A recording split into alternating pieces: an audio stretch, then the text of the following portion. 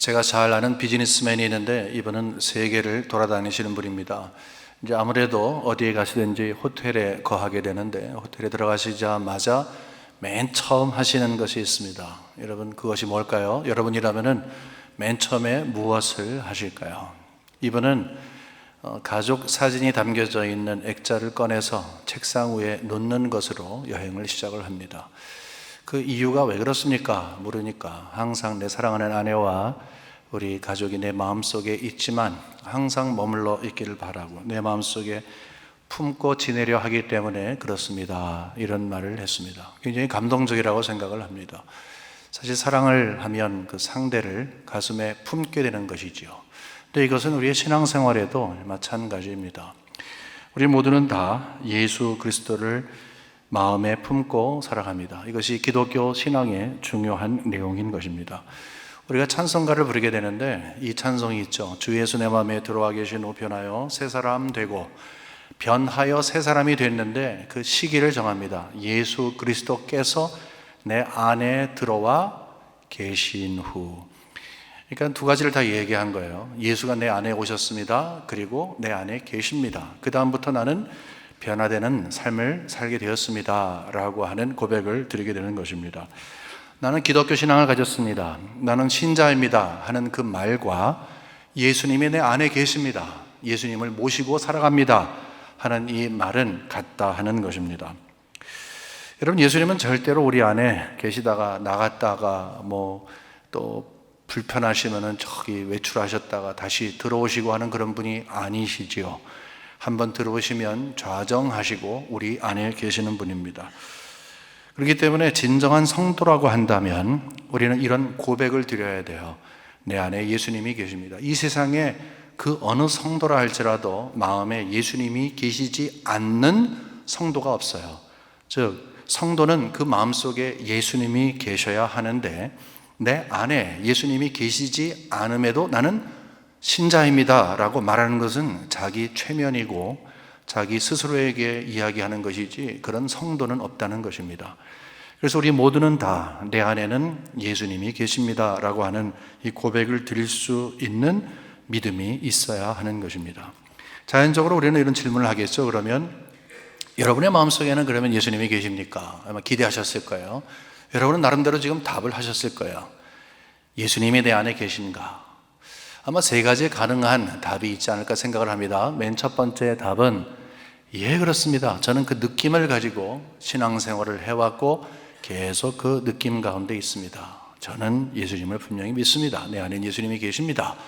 그런 분이 있으실 것이고, 또 어떤 분은 그 예수님이 내 안에 계시는 느낌이 있을 때도 있고 없을 때도 있고 왔다 갔다 합니다. 마지막에는 그래요? 그런 거가 있어요? 라고 하면서 내 안에 예수가 계신지 안 계신지 느낌조차 없습니다 라고 말씀하는 분이 있으실 것입니다. 여러분, 세 가지 답 중에 어떤 답을 하셨고 또 어떤 것이 정답이라고 생각하십니까? 여러분, 여기에 정답은 아무것도 없습니다. 첫 번째, 나는 그런 느낌 가운데 있습니다. 두 번째, 그 느낌이 왔다 갔다 합니다. 그리고 세 번째, 그런 느낌조차 없습니다. 이런 모든 것들은 다 잘못된 답인 것입니다. 이 시대는 다 느낌이 중요한 시대가 됐어요. 감성적인 거, 감각이 중요한 시대가 됐어요. 내가 느낄 수 있으면 그것이 사실이고 느끼지 못하면 그것이 사실이 아닌 시대가 됐어요. 오래됐어요. 아주 오래됐는데 이 시대적인 풍조와 흐름이 이 신앙 안으로 들어와서 나도 내가 느낌을 갖게 되면 그것이 사실이고 그러지 않으면 아니라고 하는 판단의 기준을 느낌으로 둘 뿐만이 아니라 내가 그 판단의 기준의 중심에 서 있는 그런 시대에 살고 있습니다. 하지만 느낌으로 신앙을 판단하는 것은 잘못된 것이고 그것은 매우 위험한 일입니다. 느낌은 그냥 느낌이고 감정은 감정이고 감성은 감성이기 때문에 그렇습니다. 여러분, 구원에 대한 이야기를 하기 시작을 하면 우리는 하나님께서 우리에게 주신 선물이라고 하는 차원에서 생각을 해야 돼요. 구원은 선물입니다. 받을 자격이 없는 우리들에게 은혜로 주신 것입니다. 하나님이 우리에게 주신 그것을 받는 것은 감각으로 받는 게 아니죠. 아멘, 믿음으로 받는 것입니다. 주님께서 나를 위해서 예수 그리스도를 보내주시고 십자가에 달려 돌아가신 후에 다시 살아나게 하셨어요.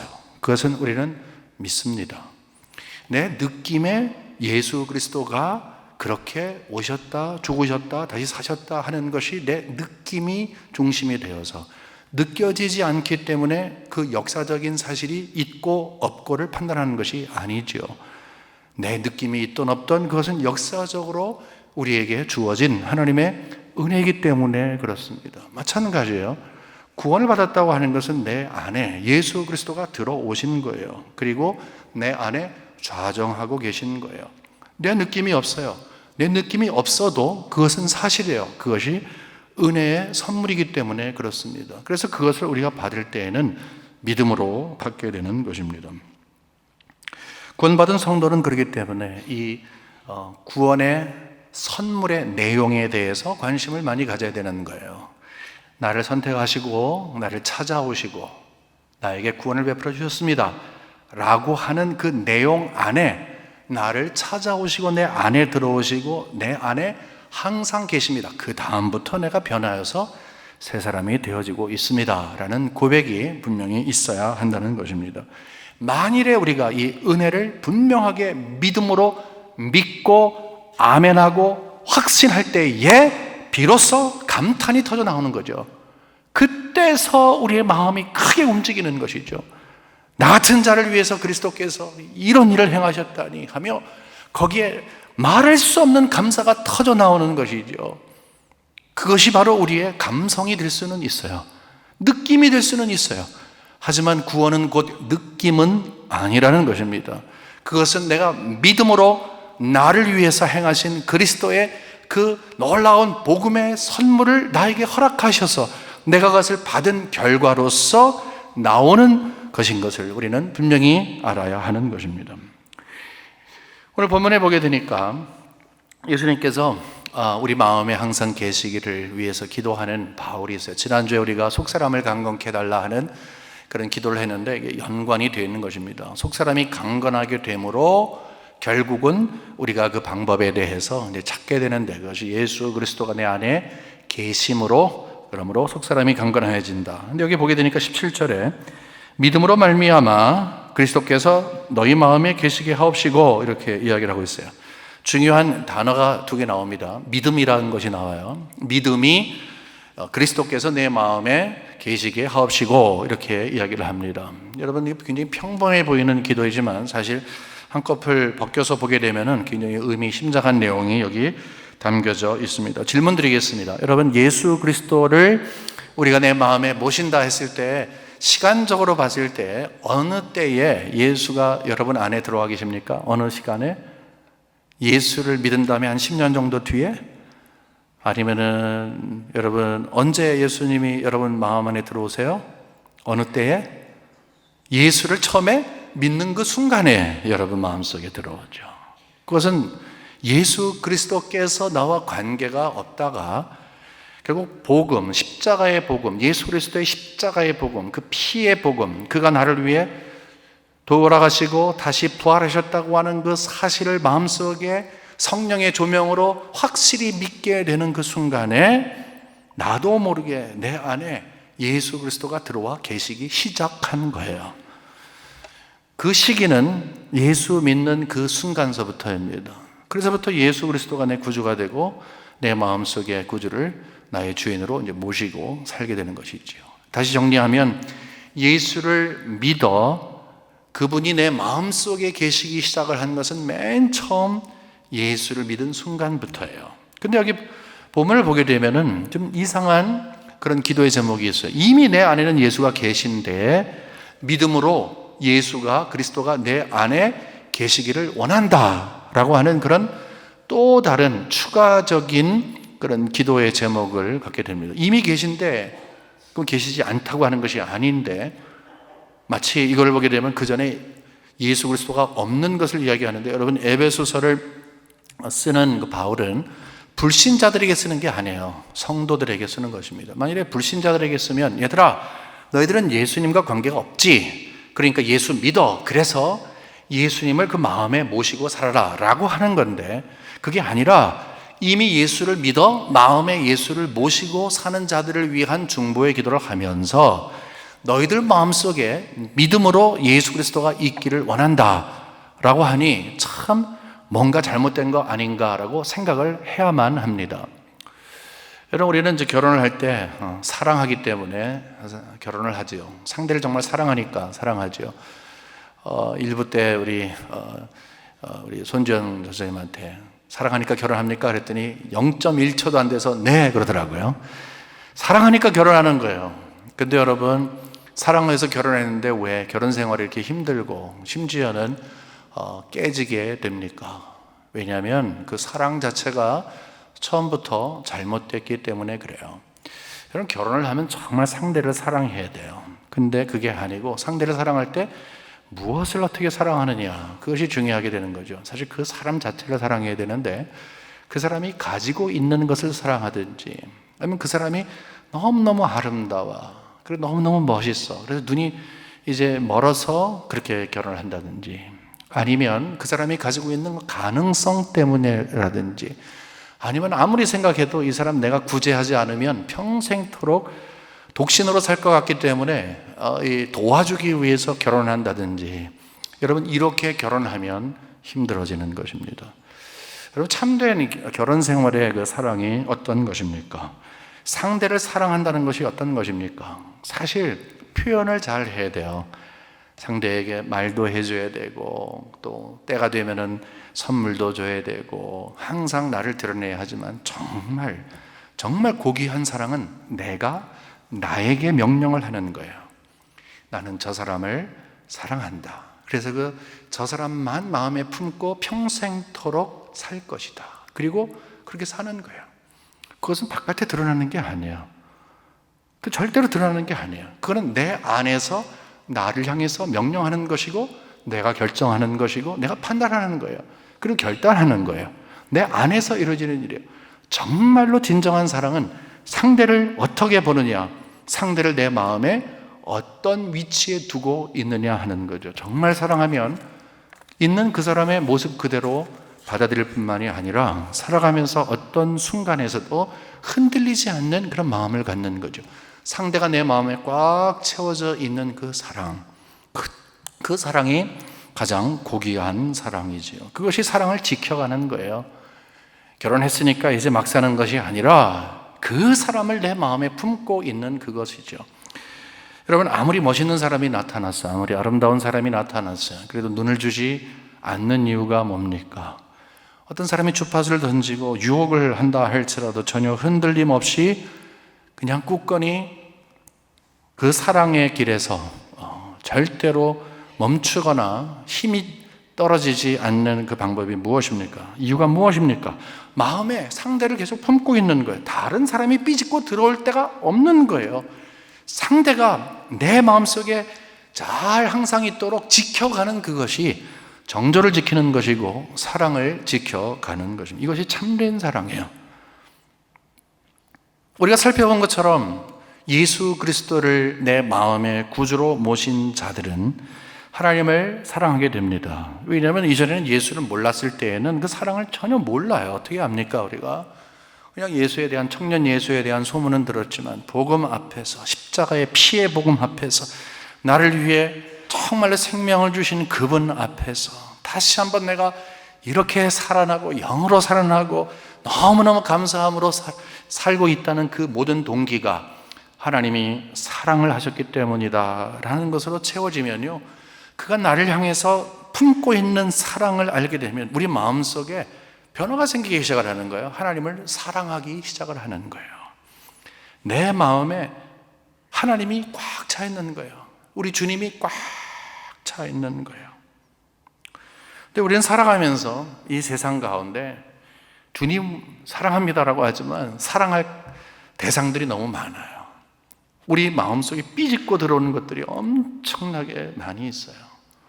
여러 형태로 우리도 모르게 이미 우리의 마음속에 있어서 하나님의 그 위치에 있는 것을 앗아가 버리게 되는 거예요. 결국은 내 마음에 하나님이 항상 계셔야 되는데, 우리 주님이 항상 계셔야 되는데 그것이 없는 거예요. 사라지는 거예요. 어떻게 되는 거지? 사실 마음속에 다른 것으로 꽉 차 있는 것이죠. 그것이 바로 세상적인 것이죠. 여러분, 우리 신앙인들이 빨리 정신을 차리고 그리고 빨리 인정을 해야 할 것이 있어요. 그것은 우리는 연약하다는 거예요. 우린 절대 강하지 않습니다. 여러분, 우리 주위에 예수님을 사랑해야 하지만 사랑해야 할 것이 등장하면 세상의 유혹이 얼마나 달콤하고 그리고 흡입력이 강합니까? 그러니까 뺏겨버리는 거예요. 마음을 뺏겨버리는 거예요. 내 마음속에 항상 계셔하는 예수 그리스도를 저기 구석에 놓고 내 마음 중심에 다른 게 들어와 앉아 있는 것입니다. 에덴 동산에서 하와가 선악과를 보면서 어떤 마음을 가졌어요? 어떤 마음을 가졌어요? 먹음직, 보암직, 탐스럼직. 그게 그렇게 눈에 있는 거예요. 마음속에 우리 하나님으로 꽉 차져 있어야 되는데 이제 뭔가 들어오기 시작을 하는 거예요. 야금야금 들어와서 안에 있게 되는 거예요. 아주 작은 것이지만 그 유혹으로 인해서 결국 하나님을 버리게 된 것입니다. 그것이 우리 인간이에요. 그것을 인정해야 된다는 거예요. 절대로 우리는 강한 사람들이 아닙니다. 뭐 지금까지 강했고 어제까지 오늘 아침에도 강했을지 몰라도 1시간 후에 여러분의 신앙의 상태, 영적인 상태 책임질 사람도 없고 함부로 자랑거리도 될 수 없다 하는 것입니다. 믿음이 지닌 특징 중에 하나는 자라나는 것입니다. 성숙하는 것입니다. 우리 성경은 분명히 이야기할 수 있어요. 믿음은 다 똑같다. 아닙니다. 그렇지 않습니다. 믿음은 작은 믿음도 있고 큰 믿음도 있어요. 겨자씨만한 믿음, 아주 작은 만한 믿음도 있고 생명력이 있는 것이 중요하죠. 산을 옮길 만한 믿음, 우리 주님께서는 작은 믿음, 큰 믿음이라고 분명히 말씀하셨습니다. 그 말은 뭐냐면 성숙하는 거예요. 예수를 믿기 시작한 다음에 여기 땅 한 다음에 그 다음에 성숙하는 거예요. 자라나는 거예요. 어린 아이가 몸이 커져가면서 자라나는 거예요. 믿음이 자라나는 거예요. 시간만이 지나고 그리고 무슨 교회 직분 받고 이것저것 하고 봉사하고 이것저것 한다고 해서 자라나는 것이 아니라 속 사람이 채워지는 것, 속 사람이 강건해지는 것, 예수의 사람이 되는 것은 그 안에 과연 예수가 얼마나 있냐 하는 거예요. 우리는 그렇기 때문에 대단한 어떤 외부에 보여지는 그런 모습이 마치 대단한 믿음이다라는 그런 생각을 갖고 있습니다. 착각이에요. 모두가 다 그런 프레셔가 있어요. 우리 모두는 다 내가 이러면 안 되는데 라고 하면서 내 안을 보는 것보다 내가 더 해야 되는데, 내가 이러면 안 되는데 이게 더 해야 되는데 라고 하면서 그 행동을 이제 관심 있어 합니다. 다른 사람들 보면 대단한 일을 하게 되면 믿음 있어 보이고 박수 쳐주죠. 여러분, 하지만 그것이 정말 성숙의 모습이냐, 믿음이 깊어진 모습이냐? 아니라는 거예요. 그것이 아니라는 거예요.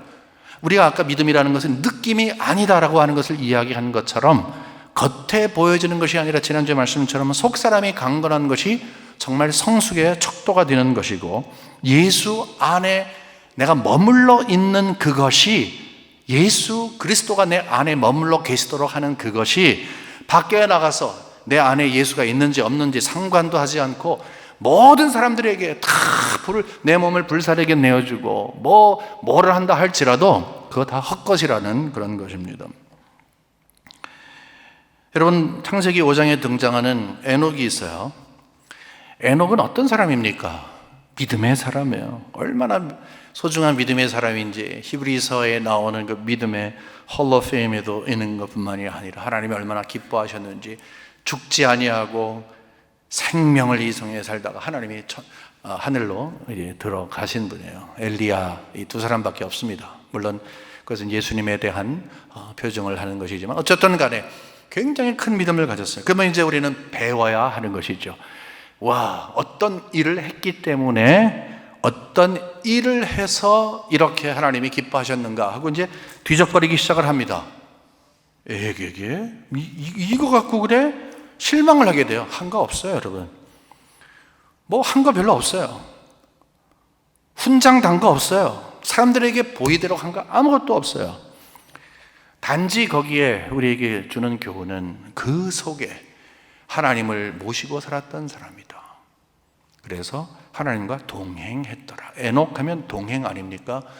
여러분, 동행이라는 것이, 여러분, 그냥 이렇게 우리가 이야기할 때는 나는 예수님과 동행합니다. 지난날 보니까 주님이 나와 동행해 주셨습니다. 하지만요, 사실 하나님이 모든 것을 다 아시는 분이신데, 우리의 생각과 우리의 행동과 모든 걸 아시는 분이신데, 내 안에 예수 그리스도가 계신다, 내 안에 하나님이 살아계신다 하는 이 인식을 가지고 여러분 살아보십시오. 이거 굉장히 불편한 겁니다. 이것처럼 불편한 게 어디 있어요? 하나님이 나를 꿰뚫어 보고 계시는데 우리 숨기고 싶은 것들 엄청나게 많잖아요. 근데 하나님이 다 아시는 거예요. 근데 그것을 물리치는 거죠. 결국은 세상에서 사랑하고 세상에서 얻고자 하고 세상의 것이 삐짓고 들어왔을 때 그냥 내버려 두고 싶은 그런 욕망이 가득 채워져 있지만, 그때 내 안에 계신 그분 때문에 그것을 과감하게 포기할 수 있는 그것.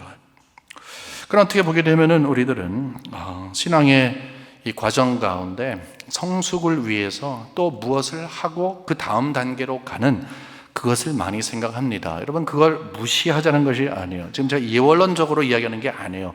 이건 추하고 더럽고 악하고 안 되고 이것만 합시다, 절대 그런 것이 아닙니다. 여러분, 절대 그런 것이 아니에요. 우리가 하나님 앞에 헌신하고 시간을 들이고 눈물을 바치고 땀을 바치고 하는 그것이 소중해요. 그렇지만 알맹이가 없는 그 모습으로 이 일을 할 때에 본인에게도 시험이 되고 주위 사람들에게도 시험을 엄청나게 많이 주는 그 근원이 바로 거기에 있기 때문에, 만일에 속 안이 채워지지 않는 상태에서 있다면 아예 아무것도 하지 마시오.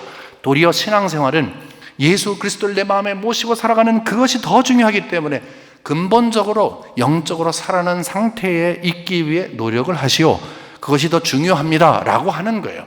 그 다음에 내 안에 예수 그리스도가 살아계시며 그분이 나를 역사하시고 순종하게 하시면서 그 일로 인해서 우리가 주를 위해서, 주의 교회를 위해서, 하나님의 나라의 확장을 위해서 쓰임을 받는 것은 너무너무 소중한 것이지요. 그 출발점에 대해서, 그 근원, 1차 원인에 대해서 저는 지금 말씀드리고 있는 것입니다. 그렇기 때문에 성숙이라고 하는 것이 무엇인가라고 생각을 하면, 그 성숙은 그냥 내가 자라나는 것이 아니에요. 정말 하나님의 기준에서의 성숙은, 내 안에서 속사람이 강건해지는 성숙은 과감히 버리는 것이 성숙이라는 거예요. 참 힘들죠. 이사 다닐 때 우리가 항상 느끼는 거지만 쓰레기 그냥 움켜쥐고 살고 있어요. 여러분 아마 댁에 가시면은 반 이상 쓰레기일 거예요. 다 버릴 거예요. 아무것도 아닌 것 가지고 요건 요런 의미 있고 요건 요때 사용할 것 같고, 아니에요. 가라지에 있는 거 절대 다시 안 쓰세요. 창고에 있는 거 절대 안 씁니다. 나중에서야 집 다운사이즈 하거나 아니면은 뭐 할 때, 그때는 뭐 그냥 과감히 버리게 되죠. 버리는 게 굉장히 힘들어요. 내 안에 있는 것들 버려야 하는데, 그래야 하나님으로 채워지는데, 주님의 사랑으로 채워지는데 그것이 그렇게 힘든 거예요. 하지만 성숙한 성도는 그것을 하는 거예요. 그래서 기도를 하는 거죠. 하나님, 내 안에 필요한 것들이 너무 많습니다. 내 안에 예수님이 계신데 너무 방해가 많습니다. 그것을 버리고 싶은데 잘 안 됩니다. 하나님 도와주세요. 그것이 믿음으로 내 안에 예수 그리스도가 계시게 하는 것이에요. 이미 계시는 분이시지만 내 안에 그리스도가 나를 통치하고 계시는 것을 확증하는 것.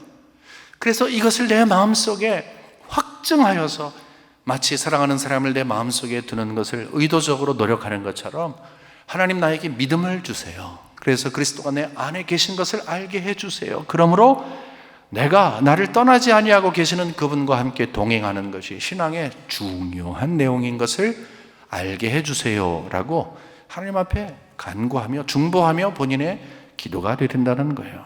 여러분은 그렇기 때문에 내 안에 그리스도가 계신 것을 항상 믿게 해달라고, 그래서 여러분이 항상 기도를 해야 되는 거예요. 예수님께서 하늘로 올라가신다는 말씀을 하니까 제자들이 난리법석 부렸습니다. 이게 안 됩니다부터 시작을 해서 별일을 다 했어요. 그랬더니 예수님이 뭐라고 말씀하셨어요? 내가 다시 온다. 그리고 내가 너희와 항상 함께 하리라. 여러분 기억하시죠? 예수님이 하신 말씀이에요. 누구에게? 제자들에게. 근데 이것은 제자들에게 뿐만이 아니라 그의 제자가 되는 우리들에게도, 교회에 우리 성도님들에게도 주신 말씀이죠. 예수님이 난 다시 올라간다 그러지만 다시 내려온다. 너희와 세상 끝까지 함께 있으리라 그랬어요. 우리는 질문을 가져야 돼요. 예수님께서 다시 올라가셨는데 다시 내려오시다니. 여러분, 여기서 우리는 잘 알고 있습니다. 예수님께서 이 약속을 주실 때 요한복음 14장 18절 그리고 20절에 보게 되면 그걸 좀 더 구체적으로 주시는 말씀이 있어요. 18절 먼저 보겠습니다. 내가 너희를 고아와 같이 버려두지 아니하고 너희에게로 오리라. 예수님이 하시는 말씀에 내가 다시 오리라, 너희한테 다시 올 거야. 20절 나가보니까 그 날에는 내가 아버지 안에 너희가 내 안에 내가 너희 안에 있는 것을 너희가 알리라. 예수님께서 반복해서 하셨던 말씀이에요. 좀 이해가 되질 않았어요. 아버지와 내가 하나인 것처럼, 그러니까 성부와 성자가 하나인 것처럼 내가 너희들도 하나가 되리라. 이게 무슨 말이야?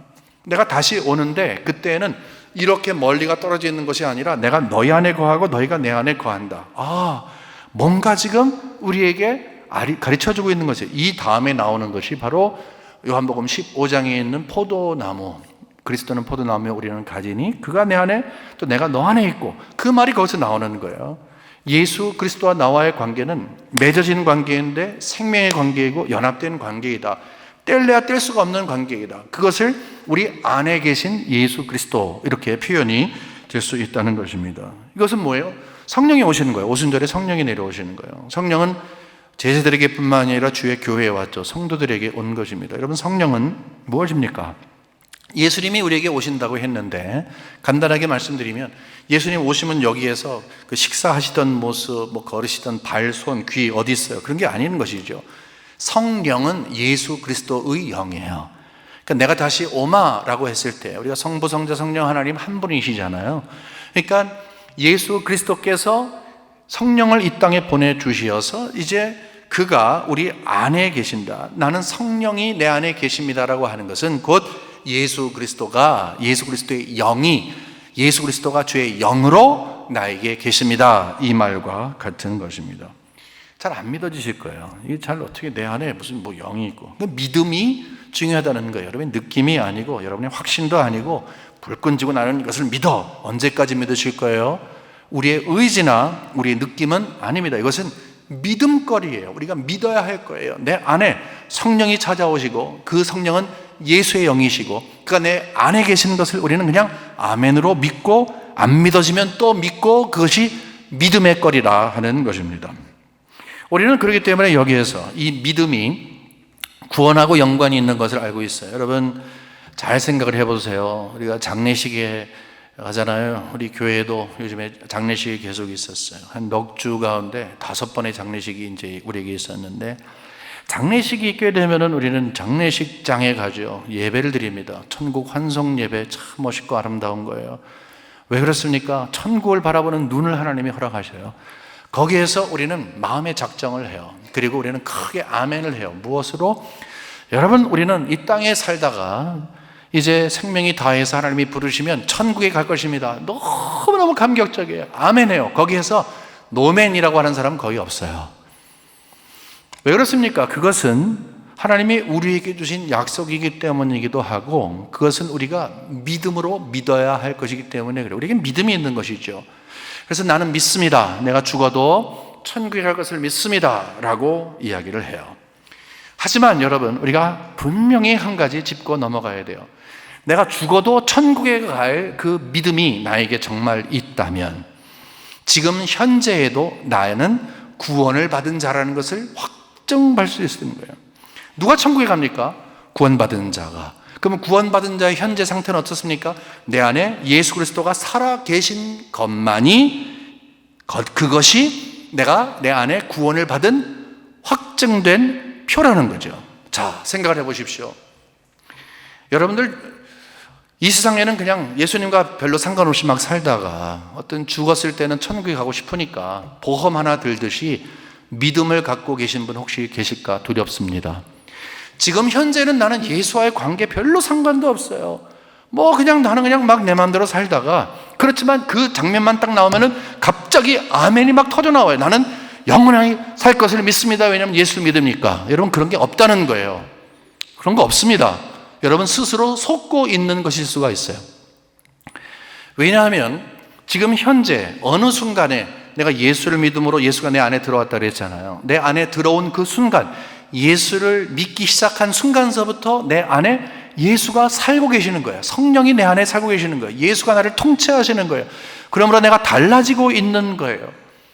이 고백이, 구원에 대한 고백이 없이 나는 영원히 살 것입니다 라고 하는 것을 점프하는 것이죠. 왜 그렇습니까? 이 세상에 살면서 나 같은 자, 정말 버려진 자를 찾아오셔서 하나님의 자녀로 삼아주신 것이 너무너무 감사한데, 그래서 신앙을 출발점을 삼았는데 내 속을 안 보니까 이거는 내가 아닌데, 그래도 살아가면서 꿈틀꿈틀 한 걸음 한 걸음 지나가는 인생처럼 믿음의 길을 걸어가며 이 천국으로 향하는 하나님의 은혜를 매일 발견할 수 있냐는 거예요. 내 안에 계신 그분 때문에 나는 성도답게 살고 있느냐 하는 거예요. 우리가 만일에 이 땅에 살면서 그 이전에 예수 그리스도를 처음 믿었을 때 그것을 구원의 출발점이라고 한다면 그것도 사실적인 거지만, 천국에 가서 우리가 하나님 앞에 서서 있는 그 모습은요, 구원의 완성입니다. 구원의 시작서부터 완성에 이르기까지 매일매일 살아가는 순례자의 길, 나그네의 길을 걸어가는 것이 믿음의 길을 걸어가는 거예요. 그 믿음의 길을 걸어갈 때 반드시 마음속에 있어야 할 것이 있다면 그것은 그리스도가 나의 모든 것이라고 하는 고백. 왜? 그는 내 안에 계셔야 하니까. 그러기 위해서는요, 우리에게는 힘이 필요합니다. 베드로전서 나가보게 되면은 이런 말씀이 있습니다. 1장 3절 그리고 4절에요. 우리 주 예수 그리스도의 하나님 아버지 하나님을 찬송하리로다. 그의 많으신 긍휼대로 예수 그리스도를 죽은 자 가운데서 부활하게 하심으로 말미암아 우리를 거듭나게 하사 산 소망이 있게 하시며, 우리에겐 소망이 있는 거야. 신앙생활하면서 신앙을 이 땅하고 출발을 했는데 모든 과정 속에서 주님 앞에 설 때까지 우리에게는 소망을 가지고 살아가는 거예요. 어떤 소망입니까? 그 다음 4절에 있어요. 썩지 않고 더럽지 않고 쇠하지 아니하는 유업을 잊게 하시나니 곧 너희를 위하여 하늘에 간직하신 것이라. 여러분, 누가 유업을 받습니까? 여기에 썩지 않고 더럽지 않고 쇠하지 않는 유업이라고 했는데 그 누구예요? 아들에게 주는 거예요. 딸에게 주는 거예요. 자녀에게 주는 거예요. 이미 우리는 하나님의 자녀들입니다. 하나님의 자녀들은 하나님께서 우리에게 주시고자 하시는 그 유산이 있는 거예요. 유산. 여러분, 유산이면 돈만 생각하지 말고 여기서는 영적인 유산을 이야기하고 있는 거예요. 하나님께서 저 하늘 위에 지금 간직하고 계세요. 그래서 내가 여기에서 살아가면서 나는 구원을 받았습니다, 하나님의 자녀입니다 라고 하며 소망 가운데 살아가는 것은 이 모든 신앙의 과정이 다 맞춰진 다음에 천국에 들어가서 나를 위해 준비된 그 유업을 얻게 되는 것이다. 하나님의 나라를 얻는 거예요. 그것을 얻기 위해서 가는 거예요. 힘들어도 그냥 가는 거예요.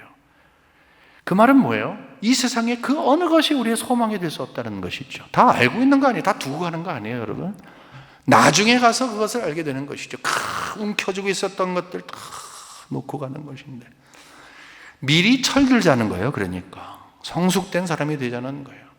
신앙생활 하면서 여기에서 나 안에, 속사람 안에, 내 안에 예수 그리스도가 항상 계시는 것, 예수 그리스도가 계시는 사람처럼 사는 것, 그것이 상당히 중요하다는 것이죠. 그러기 위해서는 우리에게 반드시 있어야 할 것이 있습니다. 그것은 갈라디아서 2장 20절에 있는 말씀이에요. 내가 그리스도와 함께 십자가에 못 박혔다니 그런즉 이제 내가 사는 것이 아니요. 이런 고백이 있을 수 있나요? 내가 사는 게 아니라는 거예요. 오직 내 안에 그리스도께서 사시는 것이다. 내가 사는 게 아니라 내 안에 계신 그리스도께서 사시라는 거예요. Christ in me who lives. Christ in me who lives. 내 안에 계신 그리스도가 산신다는 거예요. 이제 내가 육체 가운데 사는 것은 나를 사랑하사 나를 위하여 자기 자신을 버리신 하나님의 아들을 믿는 믿음 안에서 사는 것이다. 그것을 믿는 거예요. 내 안에 예수가 살아계십니다. 내 안에 예수 그리스도께서 살아계십니다. 그것을 믿는 믿음 안에 사는 것이 믿음이라 이렇게 이야기를 하고 있습니다. 우리는 믿음을 또는 구원을 오해하지 말아야 합니다. 구원이라는 것은 하나님의 은혜로 이미 구원받은 나를 그 완성의 날까지 이끌어 가시는 하나님의 은혜를 매일매일 체험하는 것이 구원에 있어서 너무너무 소중한 거예요. 근데 그거에 대한 내 안에 속사람에 대한 믿음에 대한 영적인 것에 대한 나를 신앙인답게 하는 것에 대해서는 전혀 관심이 없고, 이게 일종의 훈장을 달기 위해서 목말라 하는 그런 사람들을 주의해 보게 됩니다. 오해하는 것입니다. 하나님이 우리를 구원하신 목적은 대단한 사람으로 서 있으라고 하는 거 아니에요. 그것은 아닙니다. 우리 일부 때 그런 찬송을 했어요. 하나님의 은혜를 받은 자는 반드시 낮은 자리에 있게 하신다. 낮은 자리에 있게 하시는 것이죠. 고난과 역경과 어려움이 있게 되는 거예요. 그래야지 하나님을 항상 찾게 되는 것이니까. 여러분, 비장한 각오를 하고 결심을 하고 마치 세상에 나밖에 없는 듯해서 생명을 다 내놓고 하나님의 영광을 위해 쓰임을 받는 그런 사람처럼 이렇게 이야기하는 거예요. 누구나 다 할 수 있는 이야기예요. 기회가 없을 뿐이지. 정말로 그런 하나님 앞에 꽉 마음으로 채워져서 주님으로 채워진 자는 그런 삶을 살고 있어요. 그를 드러내고 큰 소리를 내고 나타내고 하는 것은 속에 비어있기 때문에 그래요. 빈수레가 큰 것처럼. 그렇기 때문에 우리의 믿음 가운데 이 결정체는 내 마음속에 그리스도가 살아계시는가 하는 것에 우리는 집중해야 하는 것입니다. 5월 달에 우리 딸이 결혼하는데 그때 제가 주례를 했어요. 주례하는 거 부탁을 했어요. 꼭 이거 약속해야 된다 그랬어요. 그게 뭐냐면 카운셀링을 받으라 그랬어요. 그랬더니 받겠다고 해갖고 여러 번 카운셀링을 받았어요. 여러분, 이런 말을 했어요. 예식보다 중요한 것이 있단다. 얘네들은 결혼식에 막 집중을 하니까 결혼식 잘해야 되지만 결혼식은 하루야, 잠시야. 하지만 그거보다 더 중요한 것이 있단다. 그것은 결혼한 후에 평생토록 살아가는 것이 더 중요하다. 여러분, 결혼식 잘했다고 해서 잘 사는 거 아니잖아요. 결혼식을 일부러 못할 건 아니지만 정말로 중요한 것은 두 사람이 첫 출발점으로서의 그 시간을 갖게 되는 것이죠. 결혼식 이후에 서로 사랑하고 행복하게 사는 것이 더 중요하죠. 결혼식에 있던 거 추억 가지고서 며칠이나 살겠어요. 현재 상대를 마음에 두고 사랑하면서 소중히 여기면서 동반의 길을 걸어가는 것이 진정한 행복이지요. 신앙도 마찬가지예요. 여러분, 신앙인으로 사는 것은 예수를 제일 처음에 믿었을 때 그 감격, 여러분 감격이 얼마나 가겠어요? 감격 오래 안 갑니다. 20년 지났는데 그 감격 울거먹는 분이 있어요. 참 안타까운 거예요. 왜 그렇습니까?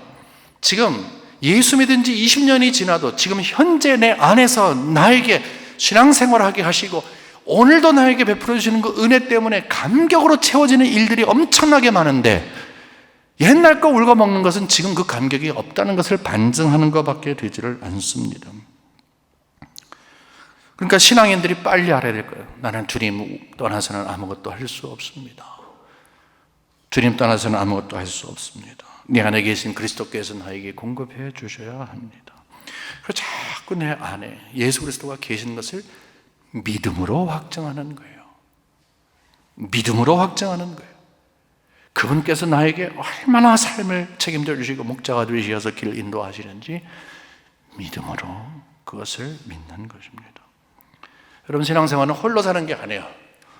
가장 고독하신 그 순간에도 우리 주님은 바로 거기 계십니다. 내 안에 계시는 거예요. 떠나지 않는 분이에요. 절대로 여러분을 혼자 두지 않습니다. 그래서 오뚜기처럼 다시 일어날 수 있는 근거는 내 안에 계신 예수 그리스도이십니다. 그렇다고 한다면 우리는 매일매일 주님과 함께 교제하고 인도를 받으며 순종하며 살아가야 되는 것 아니겠습니까? 호텔에 들어가서 사랑하는 가족이 내 마음속에 있지만 다시 한번 확인하며 그 마음속에 품고 있기 위해서 사진 꺼내서 테이블에 딱 놓는 그분 정말 우리에게 참 귀감이 되는데 우리 모두가 그 일을 할 수 있어요. 신앙인들은 어디에 있든지 무엇을 하든지 내 안에 계신 그리스도를 발견하기 위해서 그리고 그리스도를 중심에 모시기 위해서 우리는 때로는 믿음으로 힘을 써서 내 안에 그리스도가 계신 것을 나에게 말하고 주위에게 말하며 그것이 바로 여러분의 신앙의 형질 가운데 바로 여러분을 여러분 되게 하는 것이고 그것 때문에 지치지 않고 힘있게 그리스도로부터 공급을 받아 매일매일 샘솟는 신앙 가운데 그리스도의 사람들로 살아가시는 놀라운 은혜가 있으시기를 주님의 이름으로 간절히 축원합니다. 하나님 아버지 감사합니다. 진심으로 감사합니다.